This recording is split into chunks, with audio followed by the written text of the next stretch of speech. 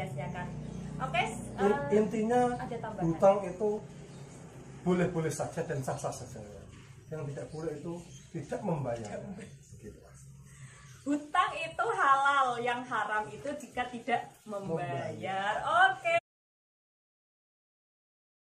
Hai all shopper, kembali lagi di channel Umi Tanzila, dan kali ini kami akan membahas tentang cara meminjam uang di bank untuk tambahan modal. Dan kita sudah kedatangan bintang tamu, ya ini adalah owner digital printing di Jepara, salah satu digital printing di Jepara, namanya Mas Yon Andrean. Langsung aja kita tanya ya, karena ini sudah berpengalaman untuk mengambil pinjaman di bank seperti itu. Nah, kita pengen tahu bagaimana caranya, tahap-tahap apa yang bisa dilakukan agar bisa meminjam modal di bank.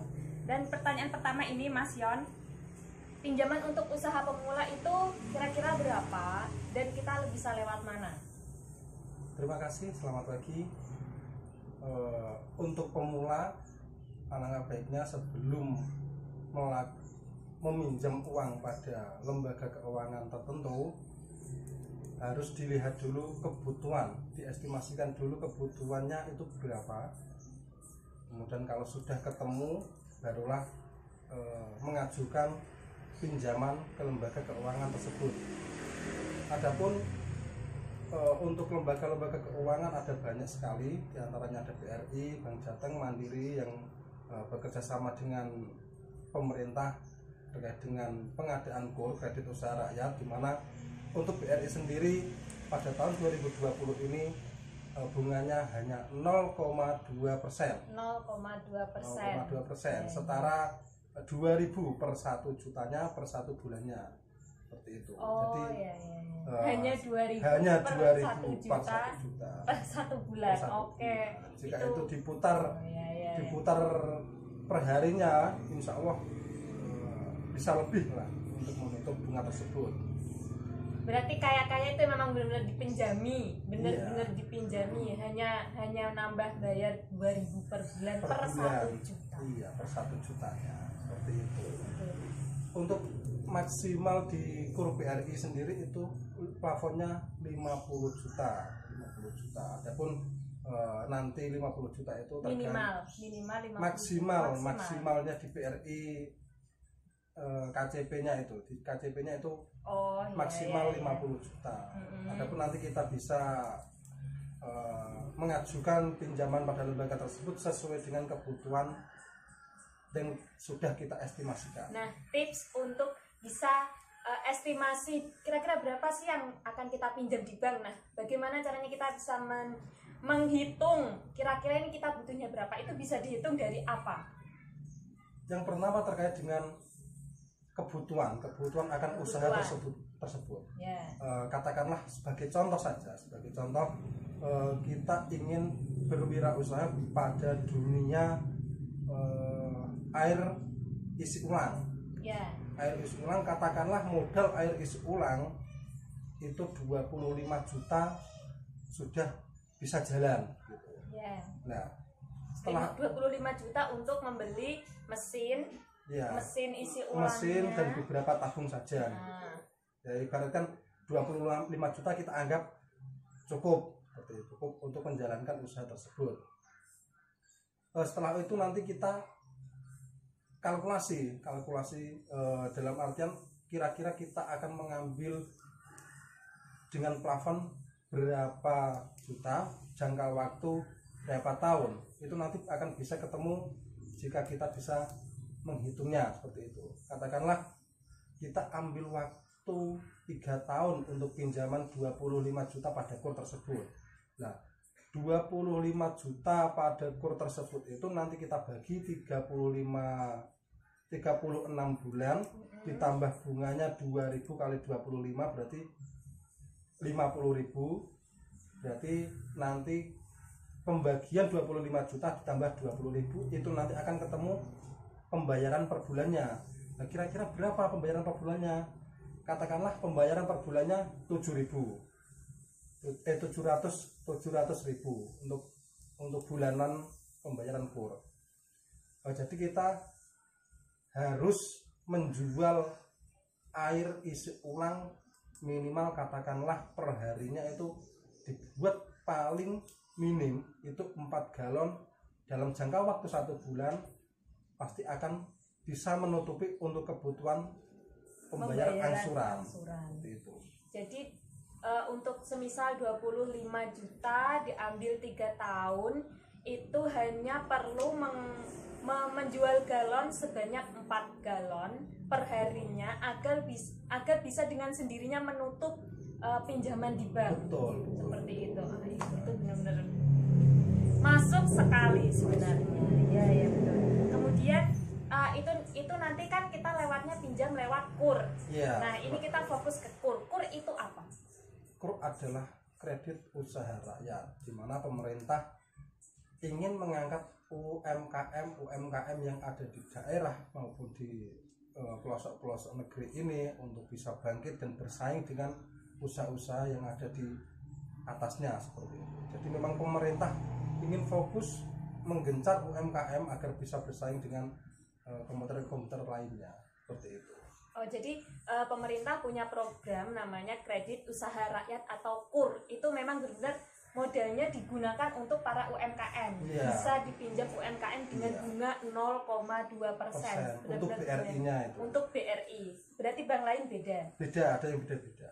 Itu nanti bisa ditanyakan ke bank terkait yang ada di yang mau jenengan pinjami, itu nanti KUR-nya kira-kira berapa persen, itu nanti bisa ditanyakan dulu. Kalau BRI 0,2%. Oke, kemudian syarat untuk bisa mengajukan KUR itu apa? Syarat untuk mengajukan KUR nggak perlu sulit-sulit saya rasa, karena memang saya sendiri sudah beberapa kali mengambil dan alhamdulillah selalu goal seperti itu. Berapa kali, Pak? Kurang lebih 4 kali lah. 4 kali. Iya. Berpengalaman lumayan. Untuk syarat-syarat pengambilan KUR itu yang perlu disiapkan mulai dari fotokopi suami istri, fotokopi KTP KK. Kalau yang jomblo gimana, Pak? Yang jomblo tetap nanti fotokopinya dia sendiri, ya beserta dengan kakaknya orang tua, gitu. Terus apa? Fotokopi KTP, fotokopi KK, fotokopi buku nikah, fotokopi agunan, dan kemudian surat keterangan usaha dari desa tersebut. Surat keterangan usaha, oke, ada 5 ya teman-teman. KTP, KK, kemudian apa? Buku nikah, kemudian surat usaha, dan juga agunan. Oke, dari 5 ini mungkin kalau kakak, KTP, buku nikah kita sudah clear ya, jelas. Kemudian jika sudah menikah. Kalau jomblo nggak usah bingung nyari buku nikah di mana, nikah dulu. Oke, kemudian syarat yang keempat dan kelima ini ada surat usaha dan juga agunan. Kita satu-satu ya. Surat usaha itu apa? Surat usaha itu nanti bisa diperoleh di pemerintahan desa. Kita mendatangi pemerintahan desa, kita minta surat keterangan bahwa usaha kita sudah berjalan 1 tahun, 2 tahun atau berapa tahun, tinggal kita ngomong ke Pemdes tersebut untuk dibuatkan surat keterangan usaha. Dan itu saya beberapa kali membuat selalu gratis, tidak ada biaya apapun. Tapi jangan lupa ketika mau membuat surat keterangan usaha, mampir dulu ke RT setempat untuk dibuatkan surat pengantar, agar nanti tidak ada gap antara RT dengan Pemdes tersebut. Oh gitu. Jadi kita harus punya usaha yang harus ada tempatnya untuk dibuatkan surat keterangan. Jadi memang ini teman-teman, kalau untuk saat ini bisa kalau semisal online tapi harus yang punya toko seperti itu. Jadi memang ada tokonya, terus nanti dibuatkan surat usaha. Nah, tapi nggak menutup kemungkinan ya Mas, kalau semisal besok itu kan kita sudah new normal ini, bisa dengan online yang meskipun tidak ada toko, misal tokonya toko marketplace, itu bisa dibuatkan surat usaha. Ya tidak menutup kemungkinan karena memang perkembangan zamannya seperti itu. Kalau memang nanti dari teman-teman sendiri belum memiliki toko, bisa bisik-bisik di bawah inilah. bisa ya daftar toko sekarang. Oke, jadi itu syarat untuk pengajuan surat usaha. kalau untuk saat ini memang harus ada bangunan toko, nanti sudah berjalan berapa tahun, nah itu nanti dibuatkan surat usahanya. Tapi tidak menutup kemungkinan kayaknya besok-besok ini bisa dengan toko online di marketplace. Oke, kemudian syarat yang kelima tadi ada agunan. Iya, agunan adalah jaminan. Yang mana memang untuk negara ini sendiri itu masalah hutang piutang itu kan memang belum bisa murni lepas daripada adanya jaminan seperti itu. Agar sama-sama enak, sama-sama terikatnya, maka pihak lembaga keuangan tersebut harus meminta atau dikasih jaminan oleh nasabahnya. Bisa berupa apa? Untuk jaminan yang paling mudah dalam mengegulkan agar kur itu cair itu adalah sertifikat tanah. Sertifikat tanah. Oke. Kemudian ada pilihan apa lagi selain sertifikat tanah? Masih ada BPKB sepeda motor atau mobil. Tapi terkait dengan BPKB nggak apa-apa ya. Kalau masalah masih sedikit nggak masalah. Kalau udah ratusan biasanya ada asuransinya, itu nanti akan membebani para nasabah. Itu hindari, kalau sudah ratusan itu hindari meminjam dengan BPKB. Oh gitu ya. Kalau masih di bawah 50 masih aman lah, bisa BPKB Vario, Suva atau Grand. Nggak usah sebut merek Pak. Oke, itu ya, jadi untuk agunan itu adalah jaminan. Kalau kita pinjam itu jadi ada jaminannya, jadi juga saling merasa aman dari pihak bank juga. Kalau misal Anda jangan macam-macam nggak bayar karena ada jaminannya, itu nanti bisa disita seperti itu kan? Iya betul, bisa dilelang. Jadi memang harus benar-benar perhitungannya pas. Jadi memang teman-teman kalau mau ngambil pinjaman itu nanti sudah diperkirakan akan bisa membayar, karena kalau tidak membayar nanti taruhannya di agunannya itu nanti bisa disita. Kalau agunan sih nggak begitu. Taruhan di agunan nggak begitu riskan ya. Yang riskan itu taruhan di nama baik. Oh, gitu. Iya. Nanti di situ ketika ada nama yang di blacklist, maka seluruh bank yang ada di Indonesia ini pasti tahu semua nama si A sudah di blacklist. Jadi sudah terkoneksi ketika ada orang yang ada BI checkingnya. Membayar. Oh ya. Semisal pembayaran Anda ngadat nih atau tidak membayar, nah itu nanti lebih kepada nama Anda itu menjadi taruhannya, akan di blacklist oleh pihak bank, dan itu semua bank di Indonesia itu akan tahu dan Anda akan kesulitan untuk mengambil pinjaman kembali. Betul. Seperti itu. Wow, hebat.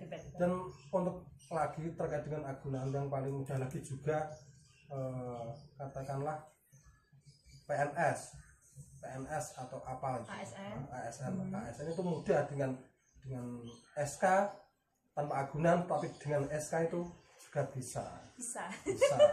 Oke, bisa ya. Bisa. Jadi para ASN itu bisa membuat usaha atau menjalankan usaha atau menambah modal usaha dengan SK. Keren. Itu di KUR ya, Pak? Di KUR bisa ya. Keren banget sekali. Jadi silakan teman-teman, ayo semangat kita berusaha karena kita didukung oleh pemerintah loh. Kita punya bisnis itu didukung oleh pemerintah. Jadi gunakan kesempatan itu dan jangan disia-siakan. Oke. Intinya hutang itu boleh-boleh saja dan sah-sah saja. Yang tidak boleh itu tidak membayar. Hutang itu halal, yang haram itu jika tidak membayar. Oke, terima kasih Mas Yon Andrean atas ulasannya hari ini. Semoga bermanfaat. Insya Allah sangat bermanfaat. Jangan sungkan untuk saya ambil ilmunya di lain-lain kesempatan. Oke, all shopper.